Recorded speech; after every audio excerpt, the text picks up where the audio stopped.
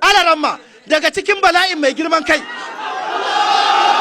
A saurara jasawa, ku saurara. A saurara ba mu da lokaci, a saurara.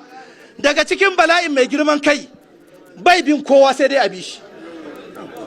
Mai girman kai bai bin kowa, bai taba yadda a duniya yana da wani a gaban shi ba, bai taba yadda yana da jagora ba. Shi mai girman kai dole shi ne oga, dole shi ne ko a yadda shi ko a fasa kowa ya rasa. Yaya za ka yi ka gane wannan? Alaramma je ka cikin suratu sajada, lokacin da Allah madaukin sarki ya halicci annabi Adam alaihi salam, me ya fada wa annabi, me ya fada wa mala'iku a wannan lokaci da ya ce inni khaliqun basharan min tin, cikin suratu sad, fa idza sawaitu rabbuka lil malaikati inni khaliqun basharan min tin, fa idza sawaituhu wa nafakhtu fihi min ruhi faq'u lahu sajidin. Me ya faru a wannan lokaci Allah? Sajadal mala'ikatu kulluhum ajma'un. Wa yaqi illa iblis astakbara wa kana minal kafirin. Wace tambaya Allah ya masa? Qala ya iblis ma mana'aka an tasjuda lima khalaqtu bi yadayya. Me ya jawo? أستكبرت أم كنت من العالين قال أنا خير منه خلقتني من نار وخلقته من طين.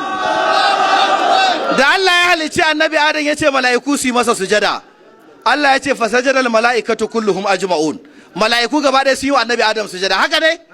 Sai Allah ya ce illa iblis, sai dai iblis istakbara sai ya girman kai, fakana min alkafirin, sai kasance cikin kafirai, in ji Allah madaukin sarki. To a lokacin Allah ya tambayi iblis, wai wace hujja ka dogara ne da ita kai iblis da kake ganin cewa kafi karfin ka bi wani sai dai a bi ka?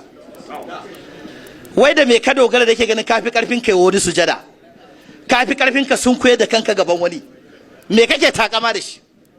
Allah ya ce ya kai iblis, ma mana aka an tasjuda lima khalaqatu bi yadayya, me ya hana ka kai sujada ga abin da na halitta da hannuna guda biyu, in ji Allah. Astakbarta, girman kai shi ya jawo maka, am kunta min al'alin, ko kuma kana jin kai kana cikin manya-manyan ogogi, kai ne oga kwata-kwata, babu dama ka bi wani, kai sai dai a sunkuya maka. Kai ka ji aya sai ka ce a Najeriya aka saukar da ita. Kun san wace ansa ya bayar? Kun san wace ansa Iblis ya bayar? Ku saurara ku ji, wannan shine hujjar duk mai girman kai, hujjar mai girman kai da ba zai bi kowa ba. Kala buɗan bakin wato shaidan iblis sai ce ana khairun minhu, ai na fi shi alheri, na fi shi cancanta, ni to wannan shine matsalar mai girman kai. Duk inda mai girman kai yake dan aqidar ana khairun minhu ne. Allah ka raba mu da aqidar ana khairun minhu. Kun san bala'in girman kai, duk inda mai girman kai yake sai ya hada da makirci. Shi yasa Qur'ani da yace istikbaran fil ardi, da Qur'ani yace istikbaran fil, kala ramma basu ji ayar ba.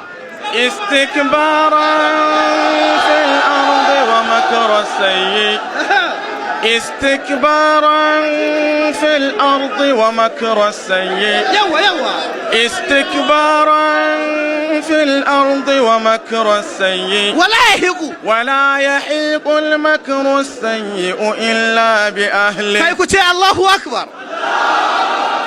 Duk inda mai girman kai yake sai ya hada da makirci. Shi yasa mai girman kai zai iya maka sharri in yaga zaka yi hana shi samun girman da yake so.